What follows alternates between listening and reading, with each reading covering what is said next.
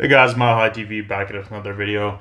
In today's video, we're going to be using this Dragon Rider army again. It's, again, as I said, the most consistent army I've used, and I'm doing the best I've done in past seasons with this army.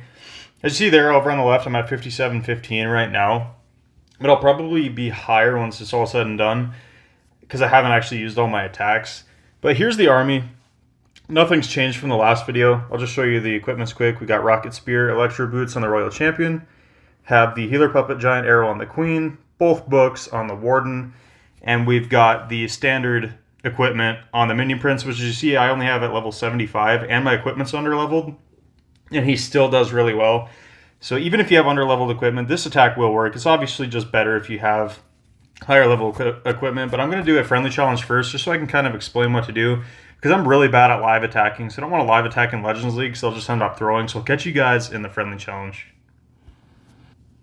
Alright, so this is a pretty common style base that you'll run into. And I like to use the Queen Giant Arrow first, just to get some value out of the way. And I think we can line up... how should we do this? Because there are air defenses we can line up. I'm going to shoot my Giant Arrow from over here and try to get both of these air defenses, which we do, which is perfect.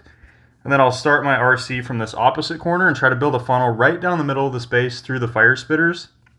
You want to get the high damage air targeting defenses out of the way as soon as you possibly can. You're going to use that Rocket Spear right away on your Royal Champion, and then you're just going to keep making her invisible. And it's kind of hard to do this while talking, because usually I like to count to 4 when I drop these. So my timing's probably going to be a little bit off, but when I'm not live attacking, it's so much easier to do. 3, 4, 1, 2, 3, 4. That's the timing I use. She's actually going right. I was hoping she went left. I wanted her to go up that side there and get all the stuff over on that side. But she is actually going to go in towards the TownHall, so we're actually going to rage her up. If you get your Royal Champion to the TownHall, I don't mind investing the rage on the TownHall, because if the TownHall goes down to your Royal Champion charge, that's actually really good. Because again, that's a lot of high damage and high hit point value right there that you don't have to deal with your army now. So now I'm just trying to think. We've got a nice little funnel created right down here at the bottom. But I want to get that fire spitter out of the way because I don't want to be fighting that. So we're just going to drop everything from down here. Spam everything in. I'm going to get my baby dragon down to start cleaning up. We'll get a barb and an archer down here to start cleaning that stuff up. Get your cleanup down in areas where you have free buildings as soon as you possibly can. And we really don't have that much damage incoming right now. I'm going to freeze this scatter. Try to hold on to this warden ability for a little bit if I can, because we're really not in that much danger right now. Once we get up here and start fighting all the heroes, then I'm going to use it. And we do have 2 dragons and the Stone Slammer to help take out heroes and enemy clan castle. So we'll hit our warden ability now. We should be free to drop some cleanup over there because that archer tower should be distracted. Now, where's my Minion Prince? And yeah, his Angry Jelly's out. So I don't like saving his ability this long because then it's hard to line up a shot. We're just going to use it now. We didn't get a ton of value, but we're going to start sprinkling some more minions around the outside to start cleaning up. Usually I don't run into any time with this just because the Dragon Riders shred through these bases so fast. But you see here we got minions all around the base and our entire army. We have so many Dragon Riders alive just sweeping around the outside of this base. We still have the 2 dragons from the Stone Slammer. Our Warden's still full health. Our Minion Prince is still full health. We basically have all of our Dragon Riders. Our henchmen are still alive. Tons of minions. This base is absolutely steamrolled. So this just shows you how tough or how strong this attack really can be. So I'm going to hop into some Legend League replays now just to show you that it works in Legend League as well. So I'll catch you guys in the first attack. Alright, so into our first attack. This base is incredibly common. I run into this base all the time. I actually attacked it back to back the other day. And I actually do have this base. I believe it's an Itsu base, so I've attacked it in friendly challenges before.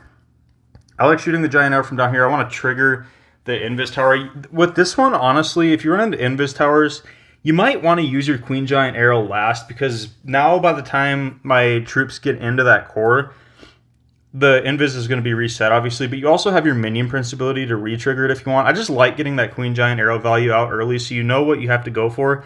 I got both sweepers with that Queen Giant Arrow as they're right here next to the monolith on this base. And people will change out their spell towers, obviously. It's not always going to be an Invis in there. You'll run into different stuff. But once you use the queen, I wouldn't worry too much about her. Sometimes I'll invest in Invis on her, but not often. It depends if there's value. But she is going to fight the clan castle here. I'm just going to let her die. I don't really mind letting her die. She doesn't need to get all that much value. You're basically just using the giant arrow and then setting a funnel with her on the outside.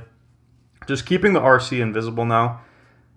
Sometimes this base right here will have both fire spitters right here in this spot, but this one has them spread out.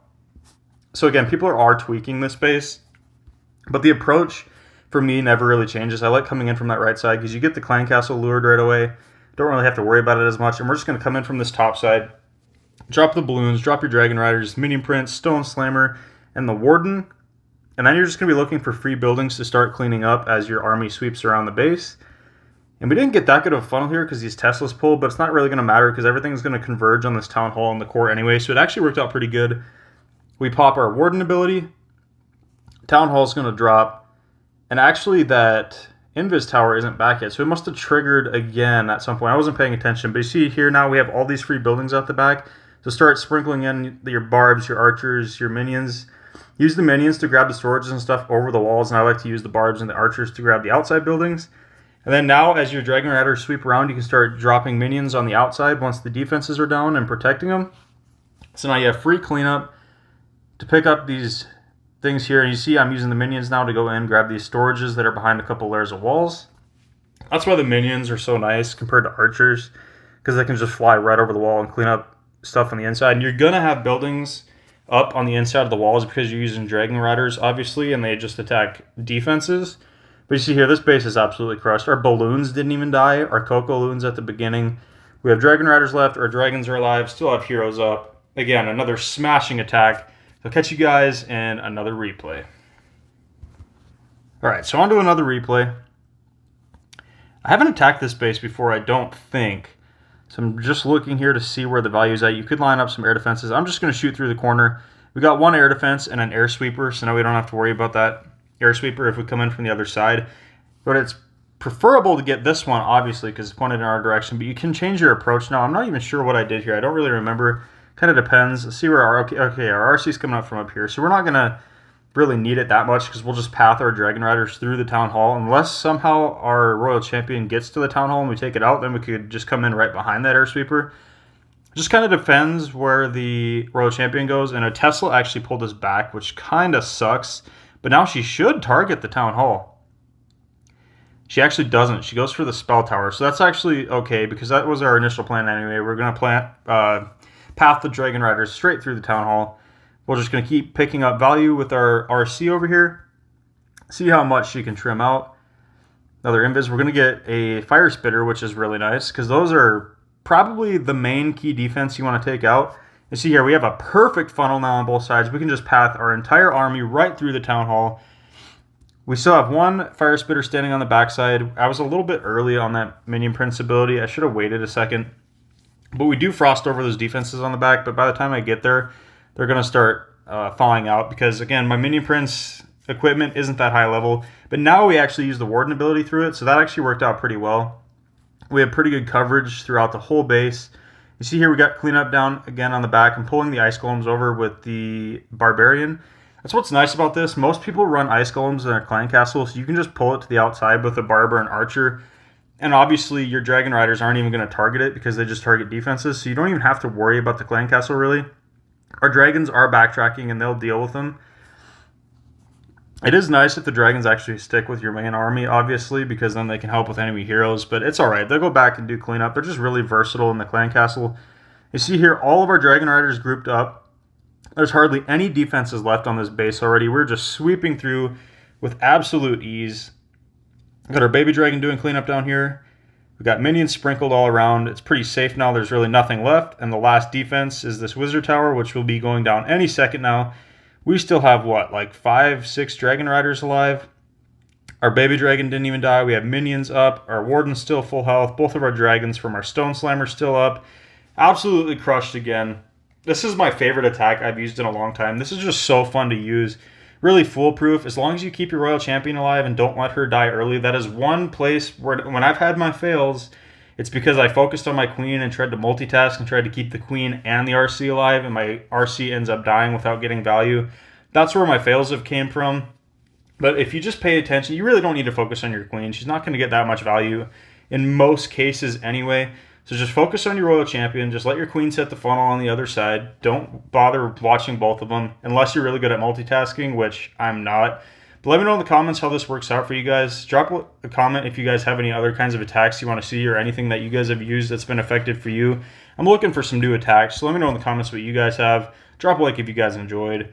I'll catch you guys in the next video.